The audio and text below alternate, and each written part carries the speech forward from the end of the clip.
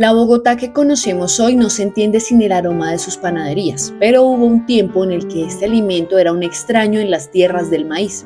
Lo que comenzó como un producto agrícola en los huertos de los conventos coloniales terminó por desatar una transformación cultural y económica sin precedentes en la ciudad. Desde las estrictas leyes que castigaban el fraude en el peso del pan hasta la llegada de maestros europeos que refinaron nuestro paladar, la historia del trigo en la capital es una crónica de estatus, poder y tradición.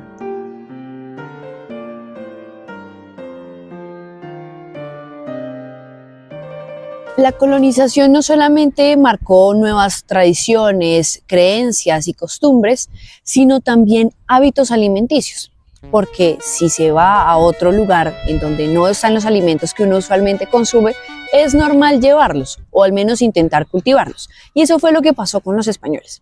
Cuando llegaron aquí encontraron el maíz, un producto que en Europa no se conocía. Así que exponerse a nuevos productos quizá fue un cambio incluso nutricional muy fuerte y también de gusto. Estaban acostumbrados a las panaderías o a las pastelerías de Europa en donde predomina el trigo. Así que con la llegada de los españoles empezaron a traer las semillas de trigo para cultivarlas acá, porque traerlas en barco significaría que eso pudiera llamar a las ratas que se infestara y así contaminar el alimento. No es muy común saber que las personas que se dedicaban a los oficios de panadería no eran principalmente panaderos, sino que eran las órdenes religiosas quienes para sostener sus actividades monásticas lo hacían a partir de la venta de productos, en este caso de pan, de vino y también de las hostias para consagrar, más conocidas como formas. Así que conforme pasaba el tiempo y más congregaciones religiosas llegaban y también más españoles,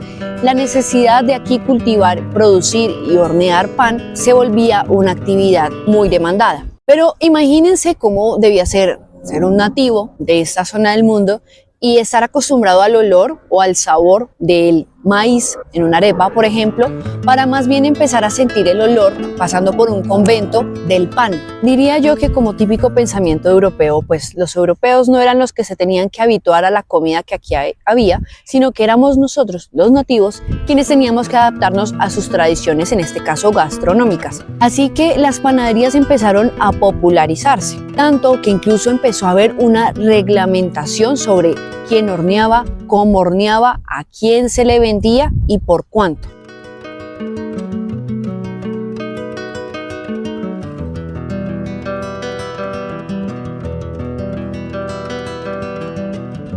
A medida que las panaderías en Bogotá empezaron a hacerse más frecuentes, también empezaron a aparecer una serie de reglamentaciones que hacía que los panaderos fueran más meticulosos a la hora de elaborar el pan. En este sentido, los panaderos tenían que pedir un permiso al cabildo y este les daba la autorización para poder ejercer en el barrio o en el lugar donde establecieran su panadería. Con el paso del tiempo, el pan empezó a tomar una fuerza como alimento principal en la comida y en las tradiciones bogotanas, pero por otro lado también existía una reglamentación para la elaboración del mismo. En este sentido, los hornos eran elaborados en materiales como bareque o ladrillo para que se pudiera contener el calor y así a base de madera o de carbón poder cocinarlo. Claramente esto no era de mucha seguridad porque las casas en ese momento en Bogotá, principalmente en la zona de Chapinero del centro, estaban fabricadas con madera, teja o embareque. Entonces cualquier chispa que lograra lanzar el horno, pues esto era potencialmente un incendio. En este orden de ideas empezaron a surgir los reglamentadores de hornos, quienes eran personas que se encargaban de visitar una por una las panaderías de Bogotá para ver en qué condiciones estaban. Lo principal era que el horno, que tenía que estar en el patio y alejado de cualquier material inflamable para que no se iniciara un incendio en la ciudad. Por otra parte, se dice que por allá entre los años de 1920 o 1930, los panaderos también eran un poco ladrones con el pan. ¿Por qué? Porque decían que iban a vender pan con dulce y en realidad, como el día de hoy, el dulce no existe por ningún lado. Vemos el bocadillo ni el arequipe, sino era inexistente. Ahora bien, en este orden de ideas, los veedores se encargaban de analizar el peso, es decir, que si el panadero decía que tantos panes pesaban tantos gramos, eso era lo que tenía que vendérsele al cliente, porque aquel que rompiera esta ley era incluso enviado a la cárcel por fraude. El tema de las panaderías era una cuestión bastante reglamentada. Lastimosamente esas reglas no se siguieron implementando en Bogotá y hoy en día podemos ver cómo a nosotros nos venden pan de baja calidad y a un precio muy elevado.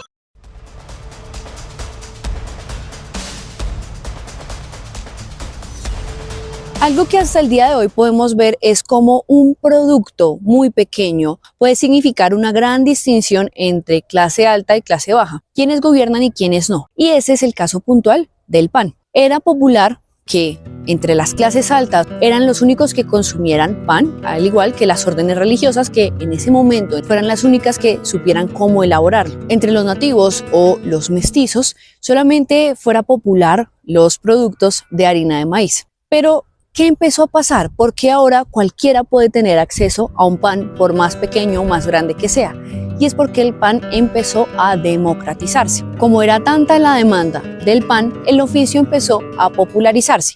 Ya no eran solamente las órdenes religiosas quienes lo elaboraban o algunos grandes maestros panaderos que llegaban a Colombia, sino que las mismas personas que se encargaban del cuidado de los españoles eran quienes empezaron a elaborar el pan, a saber cómo se cultivaba, cómo se molía, cómo se horneaba, cómo se moldeaba para que surgiera un producto y no el otro. Así pues, la gente empezó a tener cada vez más y más acceso al pan y ya el pan dejó de ser un producto exclusivo de una élite. Estos productos empezaron a aparecer en cada pequeño barrio que empezaba a surgir en Bogotá. Y así fue como empezaron a crecer las panaderías en la ciudad. Ya no solamente estaban en puntos estratégicos de venta, sino que empezaron a aparecer incluso en barrios obreros, como lo fue en Santa Isabel, en Las Nieves y en el Restrepo.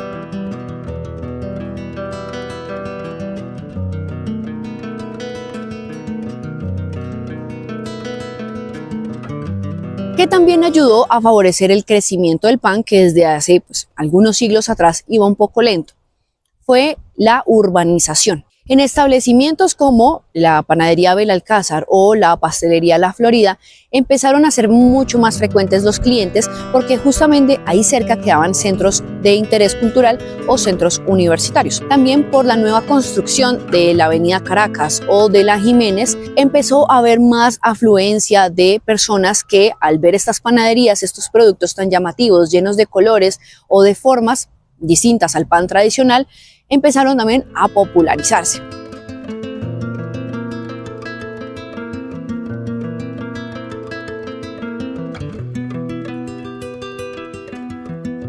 Nosotros tuvimos la oportunidad de visitar la panadería La Florida. Claramente nos llevamos una impresión muy grata porque es un lugar muy ameno, muy cercano, con muchos detalles que denotan la historia de Bogotá. Pero claramente hay otras cosas que nos sorprendieron demasiado y son los precios de esta panadería. Son pesaditos. En este orden de ideas pudimos encontrar un tamal vale 12.000 pesos, unos huevos revueltos valen más o menos 10.000 pesos, pero lo que sí rebosó la copa fue que una empanada de carne, de queso, creo que vimos vale 22.000 pesos. Ni porque la harina fuera con un baño de oro, realmente nos asombramos de los precios de este lugar. Pero bueno, es un espacio donde vienen las familias, también personas con mucho poder adquisitivo, acomodadas, extranjeros, y pues claramente la decoración hace que los visitantes o los turistas se lleven una imagen muy bonita de lo que es Bogotá y de lo que es la comida típica de aquí. Pues yo no sé, pero 9.500 por esto, ñero. Esto lo encuentro detrás de un colegio a 2.000 pesos. ¿Esto cómo se come?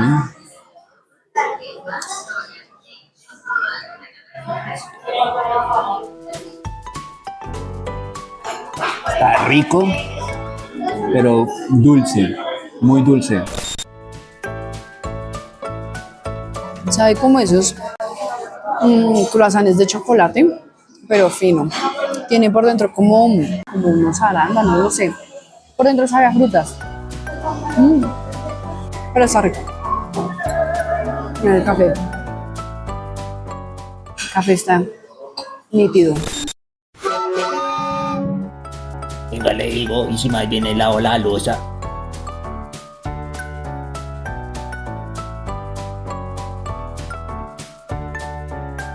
¿Qué influencia también tuvo el pan? No solamente una diversidad gastronómica, sino que también era un punto de encuentro importante.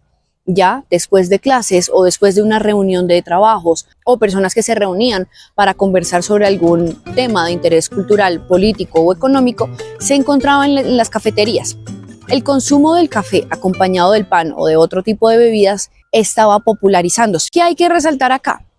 No es solamente una panadería o una pastelería tradicional, como puede ser, por ejemplo, la elaboración de roscones o de panes dulces, sino que los fundadores eran personas españolas. Especialmente el fundador de Belalcázar llegó a Colombia huyendo del franquismo. Pero esta persona ya tenía un conocimiento muy amplio de muchos tipos de panes y que trajo las recetas aquí a Colombia.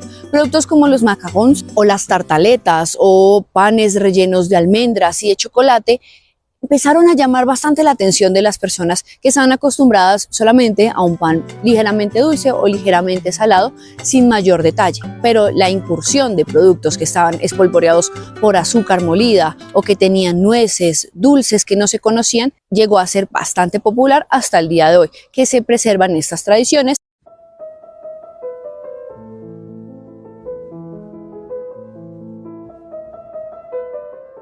Espera, antes de continuar con este video, te invitamos a suscribirte para que nos ayudes a crecer con este canal y muy prontamente llegar a los 1000 suscriptores. Otro aspecto importante de la panadería europea era que a ellos les encantaba mucho el dulce. Bien se sabe que los reyes en la Europa medieval se deleitaban comiendo demasiado azúcar y este fue uno de los motivos por los cuales le pagaban a los jornaleros o a las personas de la clase baja para adquirir sus dientes, debido a que al gran consumo de golosinas o de productos derivados del azúcar les generaba bastantes caries. Por eso el pan que se empezó a consumir acá en primera instancia fue de dulce. Ya después la panadería acá en Bogotá empieza a tomar como otro aspecto culinario y podemos ver hoy en día gran diversidad, como es el pan blandito, el pan rollo, panes con frutas, con guanábana, con brevas o pan mezclado con jamón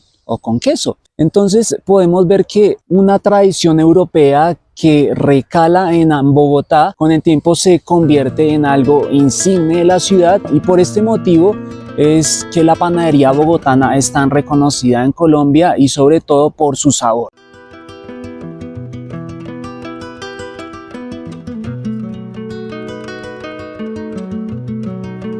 Un grave problema que podemos evidenciar hoy en día en las panaderías es que ya todo es importado. Lastimosamente, en Colombia tenemos la producción de trigo, de maíz, de mantequilla, de lácteos, y todo es traído de afuera. Esto hace que los insumos sean mucho más caros, que las panaderías tengan que subir sus precios, y lastimosamente un pan que en mi época, cuando tenía 9, 10 años, valía 100, 200 pesos, hoy lo encontramos a 500 pesos. Un pan que en muchos casos no tiene nada para comer. Uno de los panes tradicionales de Bogotá es el roscón. Aquí, como podemos ver, está lleno de azúcar y ahora vamos a hacer la prueba. ¿Qué tanto dulce o relleno tiene esto? Bueno, esto está como bastante duro. Acá tiene un poquitico de bocadillo en esta zona. Acá, nada. Ahora vamos con el segundo roscón. Me dijeron que era de arequipe, pero tiene como mucho parecido al de bocadillo. Esto tiene muchísimo azúcar. Uy, bueno, este sí está como bondadoso. Cómeme. Cremoso.